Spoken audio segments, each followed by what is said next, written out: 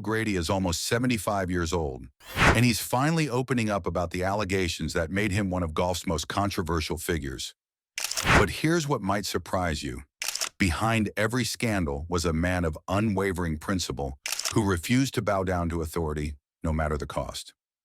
Born Philip John Maglino in Minneapolis, Mac O'Grady's journey to golf greatness was anything but ordinary.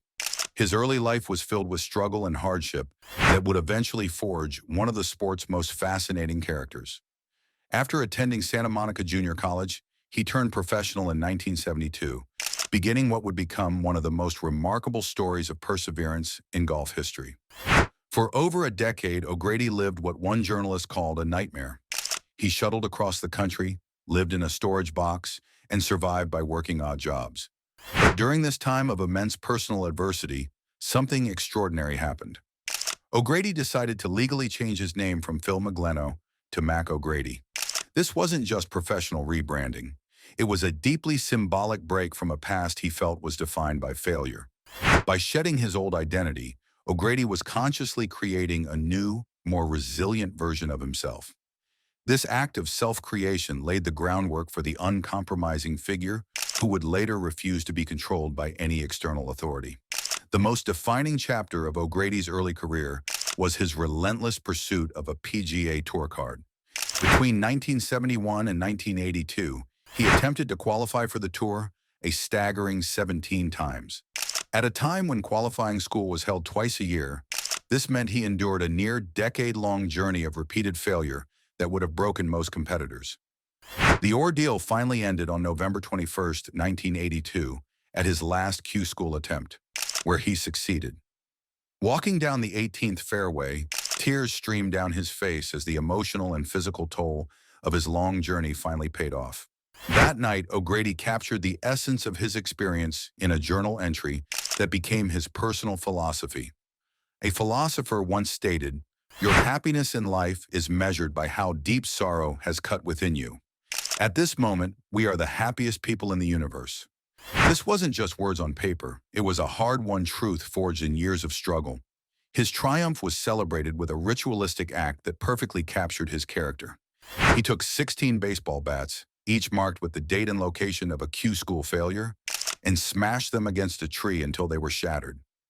This act solidified his identity as someone who had earned his place through extraordinary suffering, not just talent. Once on tour, O'Grady's genius became apparent in the most unusual way. He was famously ambidextrous, having taught himself to play both left and right-handed with equal skill. He was a scratch golfer from both sides, a feat that astounded his peers. At the Bing Crosby Pro-Am, he demonstrated this incredible ability by turning his right-handed driver backwards and hitting a ball left-handed 250 yards dead down the middle of the 18th fairway at Pebble Beach. His swing mechanics, regardless of which side he played from, were often described as flawless and a biomechanical masterpiece.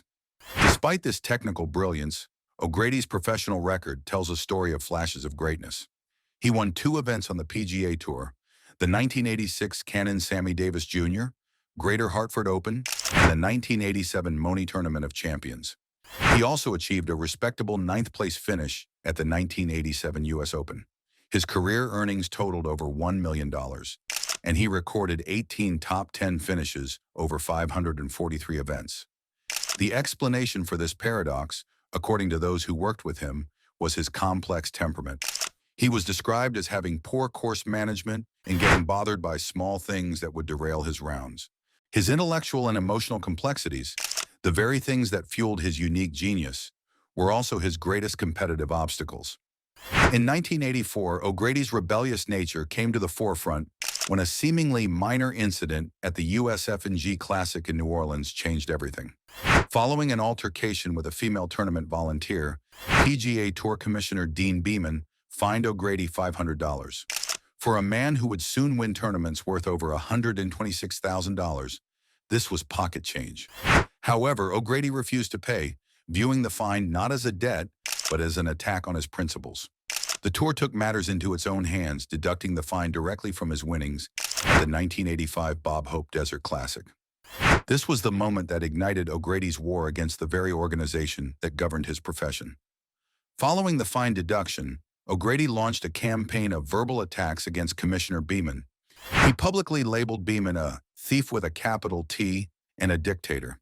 His rhetoric carried a political edge when he likened Beeman's leadership to a Russian ideology and sarcastically suggested he should change his name to Max Sakharov. This wasn't random anger. It was O'Grady standing up for what he believed was personal integrity and freedom of expression against what he saw as an oppressive regime. The conflict reached its peak in April 1986 when the tour levied severe penalties against O'Grady for conduct unbecoming a professional golfer. He was fined $5,000 total and suspended for 6 weeks with a 1-year probation. O'Grady's response became legendary. "I'll burn in hell, I swear I will, before I pay the fine." Commissioner Beeman defended the punishment, stating that no amount of frustration could justify such attacks and that significant penalties were necessary to maintain the tour's standards. For O'Grady, having battled for over a decade to earn his place, this was about personal integrity. His willingness to sacrifice his livelihood for his beliefs cemented his reputation as an uncompromising outsider, willing to fight for free expression in a sport built on conformity. Nearly a decade later, O'Grady became the center of controversy again, this time at the Masters tournament. Now a recognized golf instructor, he made a sensational claim that sent shockwaves through professional golf. O'Grady alleged that, of the top 30 players worldwide, I would be surprised if less than 7 stepped to the first tee each week, without the use of beta blockers to calm their nerves. He argued that these drugs, which weren't banned on either tour, were unethical performance enhancement, giving players an unfair advantage by helping them avoid reliving past negative experiences and reducing anxiety. What made his accusation credible was his honest admission.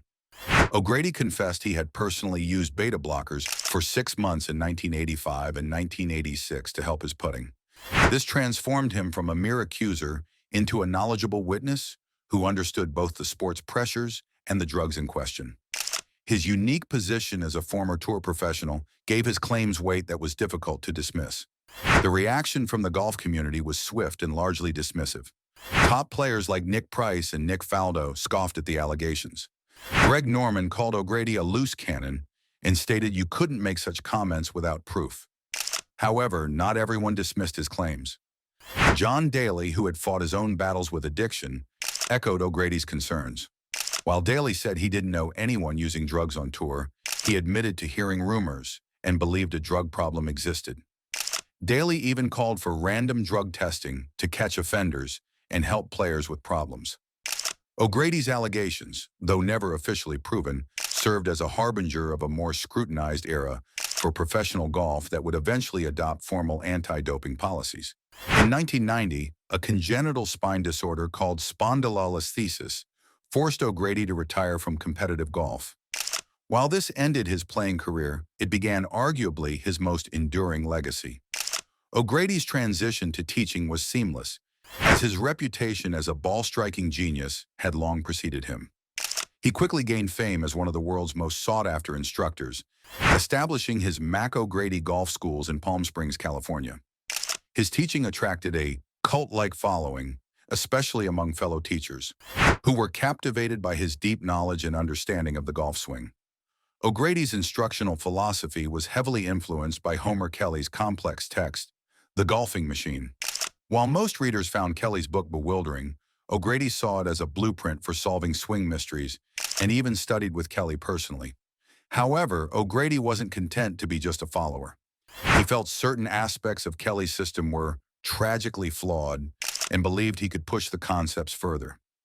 He embarked on his own intellectual quest, creating MORAD, an acronym for Mankind's Objective Research and Development. MORAD combined the scientific rigor of Kelly's work with O'Grady's insights into biomechanics, ground reaction forces, and natural human movement. He pioneered the use of new technologies like high-speed cameras and 3D motion analysis in the early 1990s to refine his methods. His approach centered on compatibility and spectrums rather than one-size-fits-all instruction, representing a radical departure from the field-based teaching of that era. O'Grady's scientific approach to golf instruction broke from tradition and permanently transformed the field, serving as a direct precursor to today's individualized, data-driven coaching methods. Grady's enduring status as a cult figure proves that his legacy isn't defined by trophies or statistics, but by his uncompromising individuality. From the relentless journeyman who endured 17 Q-school attempts to the ambidextrous virtuoso who could hit perfect shots from both sides, to the defiant rebel who challenged authority and ethical standards, O'Grady represents something rare in sports. His intellectual complexities and refusal to conform, the very things that likely hindered his competitive success, are exactly what make him so compelling today. In the final analysis, O'Grady is remembered less for his wins and more for his unwavering commitment to his principles. While his competitive record of 2 PGA Tour wins and over $1 million in earnings is respectable, it's his drama, defiance, and philosophical contributions that secure his place in golf history. He earned his spot in the establishment through sheer force of will, only to use that platform to challenge it at every turn. His feud with Dean Beeman demonstrated his commitment to principle over profit, and his beta blocker allegations forced the sport to confront difficult ethical questions it had long avoided. Ultimately, his most significant legacy may be his post-playing career as an instructor. By translating complex theories into his comprehensive MORAD system, he helped usher in a new era of scientific, data-driven golf instruction. O'Grady proves that some forms of greatness aren't measured by trophies and prize money, but by an unwavering commitment to one's own truth. He's a golf legend, not for what he achieved on the course, but for the profound and indelible mark he left on the game's intellectual and institutional landscape.